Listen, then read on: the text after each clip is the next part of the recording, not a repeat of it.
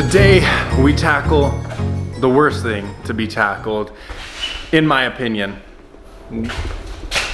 Of course it has to do with the Civic. Vtec, if you guys didn't see last video, unfortunately does not come on anymore.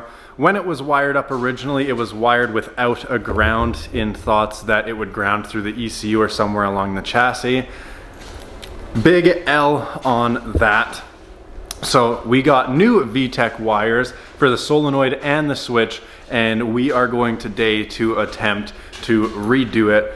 Everything else should be good. We're just gonna go ahead, redo it with the ground, maybe take it on the street and test it out. But we are at the shop, probably gonna try and keep the bay door closed because we're out in Canada and it's November, so winter is setting in. It's freaking cold, toque, hoodie, you know the deal. Good thing we do have two lights that actually produce a good bit of light, because for whatever reason the shop only came with one light, and it's like a iridescent or fluorescent, I don't even know, but the thing is literally, and the camera's not just showing it like this, the thing is literally pink. So a little bit weird, but let's go ahead, turn these lights on, pop the hood, see what we got going.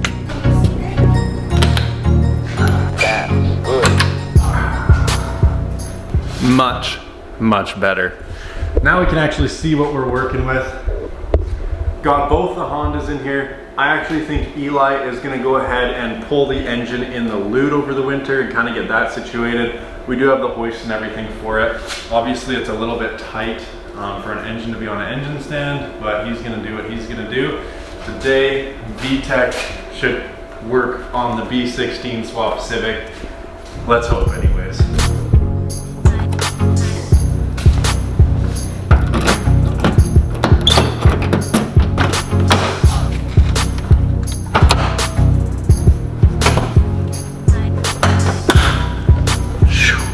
And there lies the beast. So, it's a little hard on lighting here too, but if you guys can see, this switch right here only has one wire coming off of it. It was snipped right at the switch. There needs to be a ground coming off of this and grounding somewhere. This one only has the one wire. So what we're gonna do is we're gonna go ahead and replace this switch because it was snipped off right there, but we're gonna replace that and then follow our little homemade wiring loom through the firewall, make sure everything is good to go. All right, so I just turned the car around because all the Vtec wires are on this side and then go into the bay that way. I might actually tuck the driver's side more into that wall so we have some more clearance. These are the Vtec wires I ended up getting.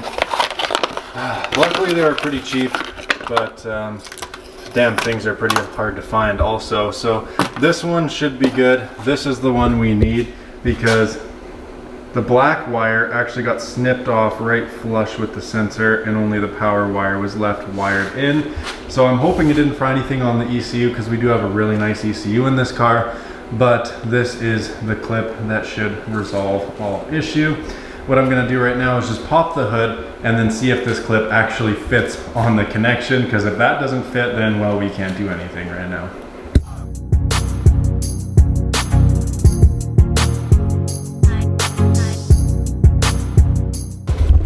Success! So the new plug does fit. I did get the right one. So now all we need to do is trace to where this wire goes, which it connects right there to a red wire. Hard for you guys to see, but yeah, it connects right there to a red wire. So we're gonna actually, instead of electrical taping it, put an actual connector on it. It was just set up kind of temporary, but as you can see, even the power wire is starting to come out, but the ground was snipped there. So what we're gonna do is we're gonna take this off from right there, connect the red wire to that properly, and then find a good ground for this to go. I'm thinking the transmission ground right there is probably gonna be the best bet, or even that one right there, probably gonna be the best bet. First things first, let's take this intake off so we can have some more room to work with.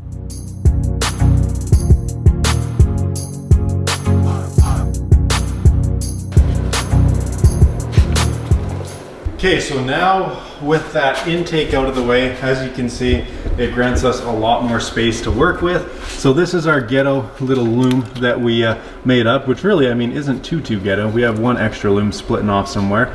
I'm not sure why those wires didn't just run through the same thing. We got a little bit of extra wire here. It is my goal this winter to tuck up every last bit of wiring on this car and, you know, take the factory charge harnesses and sub harnesses and whatever and either extend them or tuck them away or try and extend them and put them in the fenders just to clean this bay up even more, because I mean, so far it is looking like a phenomenal bay. I'm extremely happy with it considering to where I bought this car from. It has come a super long way. But this is essentially our loom that we've made for the water temp sensor, which this whole setup looks ghetto. I wish running a water temp sensor didn't look this ghetto, but there's not much more you can do other than this block to feed a sensor and whatnot.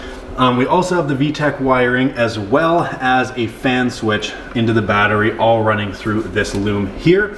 So everything is good up until it comes out of the loom. I'm just gonna take this green clip and disconnect it from the red wire that's right there.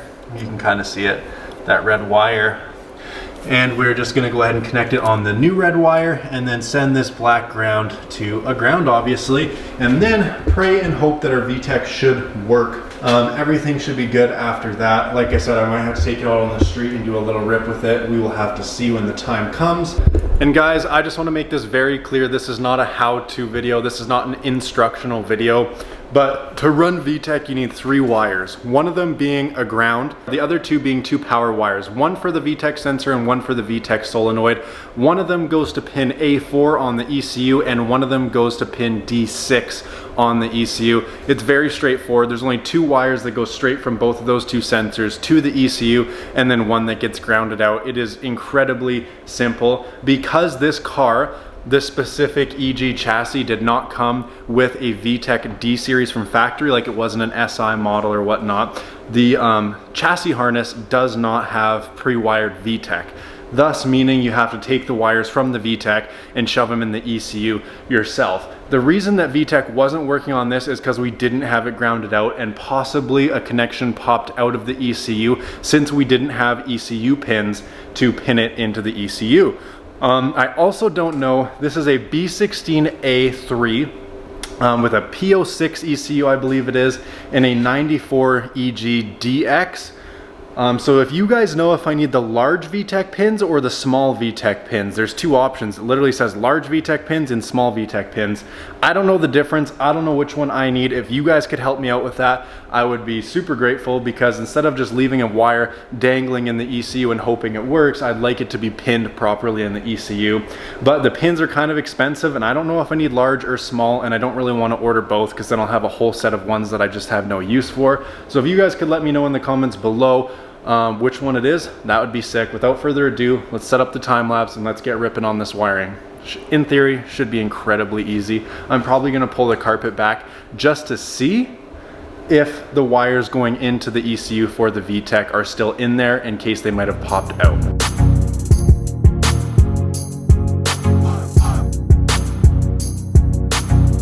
So as I'm trying to take it off, the power wire just fell off this thing. So this clip was junk to begin with.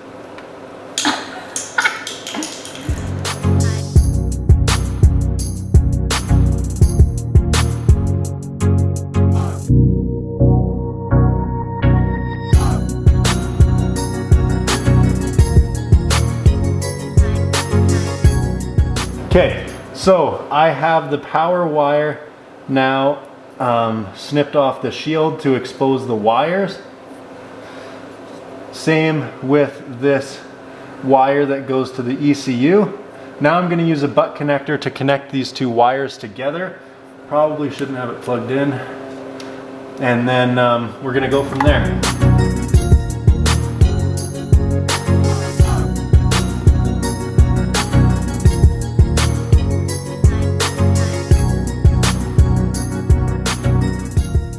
So now we have the butt connector with the wire going to the ECU and this one going to the Vtec sensor. They're in there extremely well. Now we have to just find where to ground this, and in order to do that, I'm gonna go ahead and put a ring clip on this little ground here. But first things first, we're gonna have to snip this down. Now our ground wire is showing and we're probably going to have to extend this ground wire because when it's plugged in, it can't really reach anywhere, and I'm trying to get it to ground on the frame rail that's right below where you guys can see. So let's go ahead and get a ring clip on this and move along. So this was the original fan switch that was on the B18B. So I found a black wire that is the same gauge as that wire, and I'm just gonna go ahead and rob it. Boom, don't need that. And now we have an extended ground wire. So this lead is already good to go. It's just a little bit long, so I'm just gonna snip it a little ways down. Whoops, that metal went everywhere. Boom. So, twist those off. And there we have it. Boys, after all this time, I'm finally learning how to do a little bit of wiring.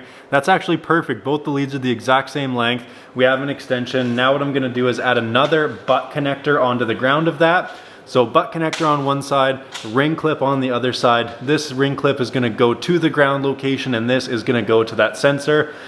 Theoretically, Vtec should be working again. Hopefully. So I'm just gonna go ahead and fit this side with another butt connector. Haha! Okay, so now it's stuck on there fairly well. So we're good to go on that side. Now what I'm gonna do is connect it to the switch. Ah, beautiful. Let's get a zoom on this. So now we have two butt connectors, one of them for the power and one of them for the ground. Here's the sensor here that is gonna go ahead and get plugged into right there, right under the spark plug wire. You see that green plug? That's where this guy is gonna go. And luckily the power wire is already in the ECU. Now for the ground, we're gonna go ahead and put a ring clip on it and ground that to the chassis right here, the same ground that comes off of the transmission mount.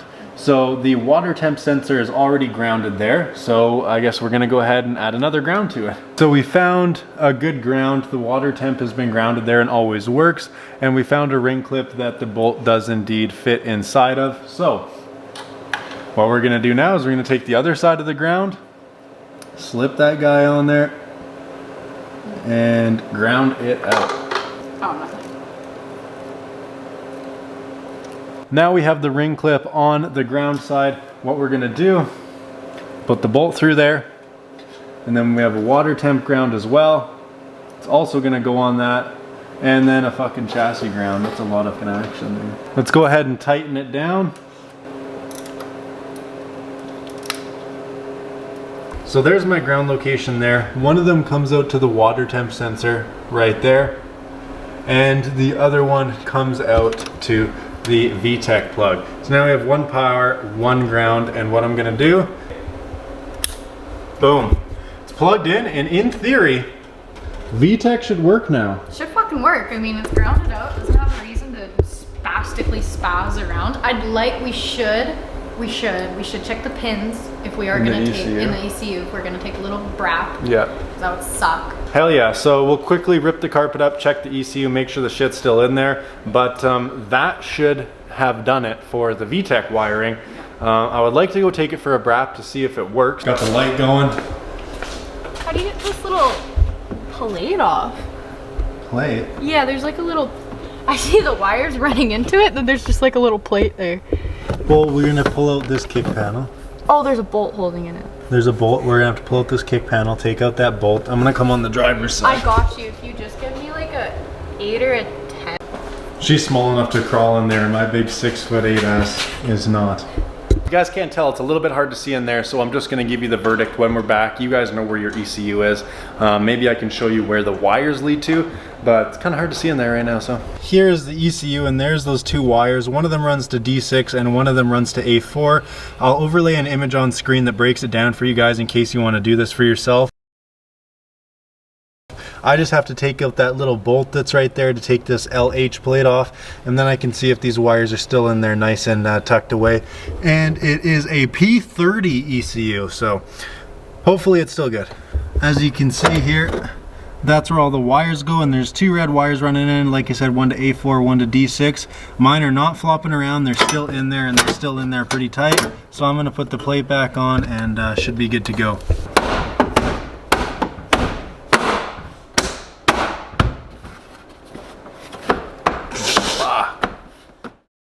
Okay, you ready? I think so.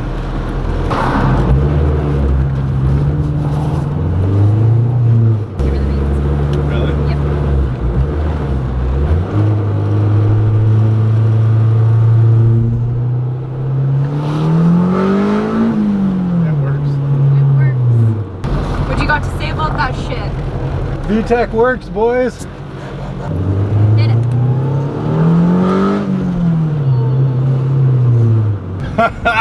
Boys, Vtec is working and it screams. This thing feels way faster now.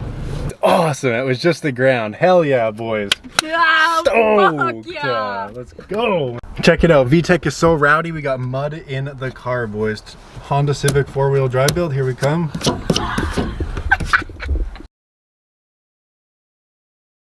Kira. Yep. Phil, and come here. We just ripped the car with an open intake manifold. Good thing it's a Honda. What the fuck are we thinking? Dude. No wonder it was so loud. I was literally gonna say, like, did we put the intake back on? It sounds like ICD.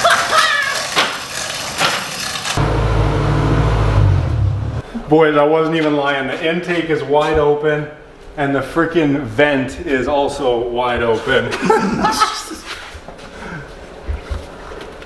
Part of the job.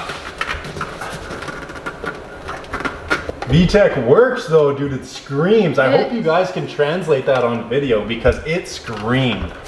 There, put that back in there. Intake's on, boys. That's it. Vtec's wired up. Now this winter we're gonna clean up and relume all the wiring in this thing, fix the mounts and whatnot, and we don't really have anything else to do. So I'm gonna place a big order. We're gonna get a subframe brace with a sway bar for the rear to help counteract that body roll. I heard that front sway bars on these cars aren't that good, but I'm gonna get a rear strut bar, Spoon Sports, and then a big Circuit Hero gusseted polished chrome strut bar for the front. We're also gonna do Innovate polished solid engine mounts all the way around because it has solid engine mounts all the way around, but they're all mixed match brands from the B18. And we have a bunch of other stuff coming, like we're gonna put the Skunk 2 camber kit on, followed by a True Heart camber kit in the rear, hopefully some new LCAs, but this thing should be coming together big time this winter. We're gonna get some black headlight housings, just spice this thing up a little bit, make it more proper. Next year I'm gonna take it to a tint shop and get the fishbowl deleted basically, but thanks for watching everyone. Comment, like, and subscribe. That is how you wire Vtec and how you fix it, even though at the beginning I said this is not a how-to, it really isn't. So you guys could probably wire up your own Vtec from this video, even though it wasn't meant to be an instructional how-to. Vtec works, couldn't be happier. All it needed was a new connection and a new ground.